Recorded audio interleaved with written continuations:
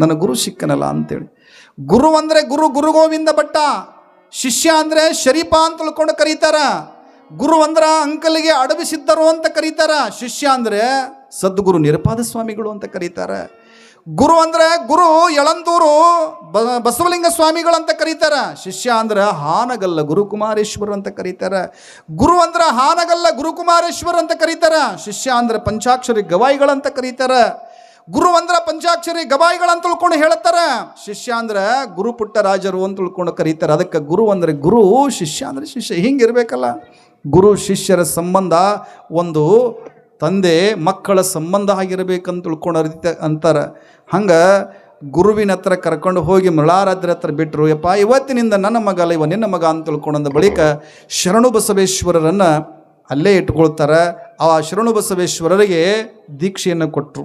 ಸುಮ್ಮನೆ ಎಲ್ಲವ ದೀಕ್ಷೆ ಕೊಡಬೇಕಾದ್ರೆ ಸುಮ್ಮನೆ ಕೊಡೋಂಗೆ ಗುರುಗಳು ಕೊಡ್ತಾರೆ. ನಿಮ್ಮೆಲ್ಲರ ಭಾಗ್ಯ ಪುಣ್ಯ ಅಂತ ತಿಳ್ಕೊಂಡು ಶ್ರೀಮಠದಾಗ ಪೂಜ್ಯರಾಗಿರ್ತಕ್ಕಂಥವ್ರು ದೀಕ್ಷೆ ಕೊಡ್ತಾರೆ, ಲಿಂಗ ದೀಕ್ಷೆ. ಹೌದಿಲ್ಲವ? ಲಿಂಗ ದೀಕ್ಷೆ ತಗೋಬೇಕಾದ್ರೆ ಮೊದಲಿಗೆ ಸಂಸ್ಕಾರ ದೀಕ್ಷೆ ತಗೋಬೇಕು. ಇದನ್ನು ಯಾವ ರೀತಿ ಇರಬೇಕು, ಯಾವ ರೀತಿ ಪೂಜೆ ಮಾಡಬೇಕು ಅನ್ನೋದು ಭಾಳಷ್ಟು ಮುಖ್ಯವಾಗಿರ್ತದೆ. ಶರಣರ ನೆನಪಿರಲಿ. ಏನಂತ ತಿಳ್ಕೊಂಡ್ರೆ ನಮ್ಮ ಒಳಗಿರ್ತಕ್ಕಂಥ ಗುರುವಾಗಿರ್ತಕ್ಕಂಥವನು ಸುಮ್ಮನೆ ಇಲ್ಲ. ನಗರೋರಧಿಕಂ ಶಿವಶಾಸನತಃ ಅಂತ ಕರ್ಕೊಂಡು ಬರ್ತಾರೆ. ಗುರುವಿನಲ್ಲಿ ಅಂತಪ್ಪ ಶಕ್ತಿ ಇದ್ದಾಗ ಮಾತ್ರ ನಮ್ಮೊಳಗಿರ್ತಕ್ಕಂಥ 3 ದೋಷಗಳನ್ನು ಕಳಿತಾನೆ, ಇಲ್ಲಾಂದ್ರೆ ಕಳೀಲಿಕ್ಕೆ ಸಾಧ್ಯವೇ ಇಲ್ಲ. ನಿಮ್ಮ ಒಳಗೆ 3 ದೋಷಗಳದಾವ. ಯಾವ ಅಂತ ತಿಳ್ಕೊಂಡ್ರೆ ಅಣವಮಲ, ಮಾಯಾಮಲ, ಕಾರ್ಮಿಕ ಮಲ ಅಂತ ತಿಳ್ಕೊಂಡು 3 ದೋಷಗಳಿರ್ತಕ್ಕಂಥ ಶರೀರ ಇದು. ಸುಮ್ಮನೆ ಇಲ್ಲ. ಒಂದು ತಂದೆಯ ರಕ್ತದಿಂದ, ಒಂದು ತಾಯಿಯ ರಕ್ತದಿಂದ 2 ರಕ್ತಗಳ ಕೂಡಿದ ಬಳಿಕ ಒಂದು ಅಣವಮಲ ಆಗ್ತದೆ ತಾಯಿಯ ಗರ್ಭದೊಳಗೆ ಇರುವಂಥ ಸಮಯದೊಳಗೆ. ಅದಕ್ಕೆ ಕಾರ್ಮಿಕ ಮಲ, ಒಂದು ಮಾಯಾಮಲ ತಾಯಿಯ ರಕ್ತದಿಂದ ಬಂದಿರತಕ್ಕಂಥದ್ದು 2 ಕೂಡಿದಾಗ ಅಣವಮಲವಾಗ್ತದೆ. ಇದು ತನ್ನ ರಕ್ತ. ಇದು 3 ದೋಷಗಳನ್ನು ಕೂಡಿಕೊಳ್ಳುತ್ತದೆ.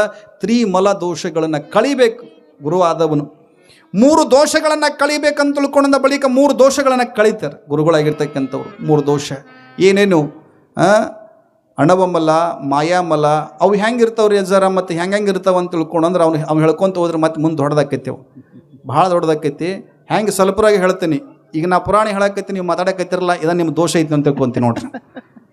ಯವ್ವ ತಾಯಂದ್ರೆ, ನಾ ಈಗ ಪುರಾಣ ಹೇಳಕತ್ತೀನಿ, ನೀವು ಮಾತಾಡಕತ್ತಿರಲ್ಲ, ಇದ ದೋಷ ಐತೆ ಅಂತ ತಿಳ್ಕೊ. ಹೆಂಗೆ ದೋಷ?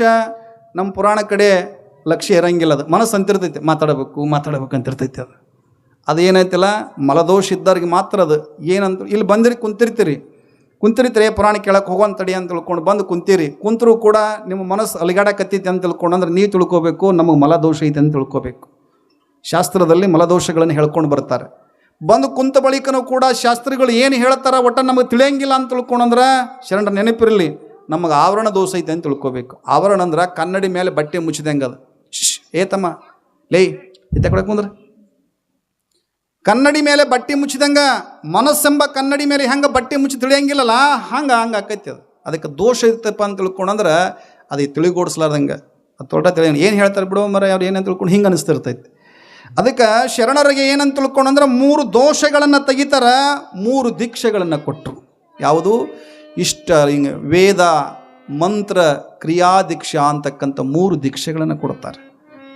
ವೇದ, ಮಂತ್ರ, ಕ್ರಿಯಾ ದೀಕ್ಷೆಗಳನ್ನು ತಿಳ್ಕೊಂಡು 3 ನೀನು ಹಿಂದೆ ಕೂತ್ಕೊಳ್ಳಿ ಹೊಲೆ 3 ದೀಕ್ಷೆಗಳನ್ನು ಕೊಡ್ತಾರೆ. ವೇದ, ಮಂತ್ರ, ಕ್ರಿಯಾ. ನಮ್ಮ ಕಿವಿ ಒಳಗೆ ಏನು ಮಾಡ್ತಾರೆ? ಗುರುಗಳಾಗಿರ್ತಕ್ಕಂಥವ್ರು ಏನು ಮಾಡ್ತಾರೆ? ಉಪದೇಶ ಮಾಡ್ತಾರೆ. ಪಂಚಾಕ್ಷರಿ ಮಹಾಮಂತ್ರವನ್ನು ಉಪದೇಶ ಮಾಡ್ತಾರೆ. ಮತ್ತು ಕ್ರಿಯೆ ನಮ್ಮ ಕೈಯಾಗಿ ಏನು ಮಾಡ್ತಾರೆ? ಇಷ್ಟಲಿಂಗ, ಪ್ರಾಣಲಿಂಗ, ಭಾವಲಿಂಗ ಅಂತ ತಿಳ್ಕೊಂಡು ಶರಣರ ನಮ್ಮ ಕೈ ಒಳಗೆ ಮತ್ತು ಇಷ್ಟಲಿಂಗ ಮಾತ್ರ ಕೊಡ್ತಾರೆ. ಆದರೆ ಪ್ರಾಣಲಿಂಗ, ಭಾವಲಿಂಗ ನಮ್ಮ ಒಳಗದಾವ. ಪ್ರಾಣಲಿಂಗ, ಭಾವಲಿಂಗ ಅಂತಕ್ಕಂಥ 2 ಲಿಂಗಗಳು ನಮ್ಮ ಒಳಗದಾವ. ಶರಣರ ನೆನಪಿರಲಿ. ನಮ್ಮ ಕೈಯಾಗಿ ಕೊಟ್ಟಿದ್ದು ಏನಂತ ತಿಳ್ಕೊಂಡ್ರೆ ಇಷ್ಟಲಿಂಗವನ್ನು ಕೊಡ್ತಾರೆ. ಇಷ್ಟಲಿಂಗವನ್ನು ಕೊಟ್ಟು ವೇದ, ಮಂತ್ರ, ಕ್ರಿಯಾ ದೀಕ್ಷೆಗಳನ್ನು ಕೊಡ್ತಾರೆ. ಕೊಡುವಂಥ ಸಮಯದೊಳಗೆ ನಿಮಗೆ ಮಂತ್ರ ಉಪದೇಶವನ್ನು ಮಾಡ್ತಾರೆ. ಇದನ್ನು ಇದೇ ರೀತಿ ಒಳಗೆ ಆಚರಣೆ ಮಾಡಿಕೊಂಡು ಹೋಗಬೇಕನ್ನುವುದನ್ನು ಕ್ರಿಯಾ ದೀಕ್ಷೆ ಹೇಳ್ತದೆ. ಮತ್ತು ಮಂತ್ರ ದೀಕ್ಷೆ ಇದನ್ನು ಯಾರ ಮುಂದೆ ಹೇಳಬೇಡ ಅಂತ ತಿಳ್ಕೊಂಡು ಹೇಳುವಂಥ ಮಂತ್ರ. ಬಹಳ ಕಿಮ್ಮತ್ತಿನ ಮಂತ್ರ ಅದ, ಬಹಳ ಕಿಮ್ಮತ್ತಿನ ಮಂತ್ರ. ಹೌದಲ್ರಿ? ನಿಮ್ಮ ಗುರುಗಳು ಹೇಳ್ತಾರಿಲ್ಲ, ಏನಂತ ಹೇಳ್ಯಾರಿ? ಯಾವ ಮಂತ್ರ ಹೇಳ್ಯಾರ? ಗೊತ್ತೈತಿ? ಯಾವ್ದ್ರಿ? ಓಂ ನಮಃ ಶಿವಾಯ. ಅದನ್ನ ಹೇಳಕ್ಕೆ ನಾಚಿಕೆ ಬರ್ತೈತೇನ್ರಿ? ಗಂಡ ಹೆಸರು ಹೇಳ್ದಂಗೆ ಮಾಡ್ತಾರಲ್ಲ ಅವ. ಹೇಳ್ಬೇಕದನ್ನು. ಮತ್ತು ಆದರೂ ಹೇಳಬೇಕಲ್ಲ, ಹೇಳಕ್ಕೆ ಬರೋಂಗಿಲ್ಲ. ಮತ್ತು ನೀವು ಗಂಡ ಹೆಸರು ಹೇಳಂತ ನಾನು ಒಬ್ಬರು ಬಳ್ಳಾರಿಗೆ ಹೇಳಿದ್ದೆ ನಾನು, ಇವ ಕೇಳು ಅಂದ್ರೆ ಎಲ್ಲರೂ ಹಿಂಗತಿ ಭಾಳಷ್ಟು ಸಭೆ ನಡೆದಿತ್ತು. ಸಭೆ ನಡೆದಾಗ ಕೇಳಿದ್ ನಾನು, ಹೇಳುವ ಅಂತ ತಿಳ್ಕೊಂಡು ಅಂದಾಗ ಬಳ್ಳಾರಿ ಕಡೆ ಮಂದಿ ಭಾಳ ಚೆಂದಾಗಿ ಹೇಳ್ತೈತೆ, ಒಗಟಿಟ್ಟು ಹೇಳ್ತೈತೆ ಅದು ಮಂದಿ. ಹೆಂಗಂತ ತಿಳ್ಕೊಂಡಂದ್ರೆ ಆ ಹೆಣ್ಮಗಳು ಕೈಯಾಗ ಲೇ ಕುದರ್ಲಿ, ಆ ಹೆಣ್ಮಗಳು ಕೈಯಾಗ ಆರತಿ ಹಿಡ್ಕೊಂಡು ಹೇಳಕತ್ತಿದ್ಲು ಏನಂತ, ನಾನಿರುವುದು ಹೈದರಾಬಾದ್, ನಾನು ಗಂಡಿರುವುದು ಸಿಕಂದರಾಬಾದ್. ನಾನಿರ್ಬೋದು ಹೈದರಾಬಾದ್, ನನ್ನ ಗಂಡಿರುವುದು ಸಿಕಂದರಾಬಾದ್. ನನ್ನ ಗಂಡನ ಹೆಸರು ಕೇಳಿದವ್ರು ಬರಿಬಾದ್ ಅಂದ್ಲಕ್ಕೆ, ಬರಿಬಾದ್. ಮತ್ತು ಇನ್ನು ಬಳ್ಳಾರಿಯಿಂದ ಹಿಂಗೆ ಇದು ಕಡೆ ಹೋದ್ರಂದ್ರೆ ಹುಬ್ಳಿ ಕಡೆ ಹೋದ್ರೆ ಅವ್ರು ಭಾಳ ಚೆಂದಾಗಿ ಹೊಗಟಿಟ್ಟು ಹೇಳ್ತಿರ್ತಾರೆ. ಹೆಸರು ಹೇಳ್ಬೇಕಂತ ತಿಳ್ಕೊಂಡು ಅವ್ರು ಹೊಗಟಿಟ್ಟು ಹೇಳ್ತಾರೆ. ಏನಂತ, ಹುಬ್ಬಳ್ಳಿಗಿರುವುದು 3000 ಮಠ, ಹುಬ್ಬಳ್ಳಿಗಿರುವುದು 3000 ಮಠ, ಧಾರವಾಡದಾಗಿರುವುದು ಮುರುಘಾ ಮಠ. ಹುಬ್ಬಳ್ಳಿಗಿರುವುದು 3000 ಮಠ, ಧಾರವಾಡದಾಗಿರುವುದು ಮುರುಘಾ ಮಠ. ನನ್ನ ಗಂಡ ಕುಡಿತಾನೆ ಕಂಠ ಮಠ ಕುಂಟ್ಯಪ್ಪ. ಹೌದಲ್ಲ. ಇನ್ನು ಗದಗಿನ ಕಡೆ ಬಂದ್ರೆ ಅಂತ ತಿಳ್ಕೊಂಡ್ರೆ ಅವರು ಭಾಳ ಚೆಂದಾಗಿ ಹೇಳ್ತಾರೆ ಗದಗಿನವರು. ಏನಂತ ಅಂತ ತಿಳ್ಕೊಂಡ್ರೆ ಆ ಕಡೆ ಹೊಂಬಳ, ಈ ಕಡೆ ಡಂಬಳ. ಆ ಕಡೆ ಹೊಂಬಳ, ಈ ಕಡೆ ಡಂಬಳ. ನನ್ನ ಗಂಡನ ಹೆಸರು ಕೇಳಿದವ್ರು ಮೂಗಿನಾಗ ಹಿಡಿತೈತಿ 3 ಮೊಳ ಸಿಂಬಳ. ಇನ್ನು ಬಾಗಲಕೋಟೆ ಡಿಸ್ಟಿಕ್ನವ್ರು ನೀವು ಕೋಟ್ಯಾಕೋಟಿ ಯಾ ಕೋಟಿ,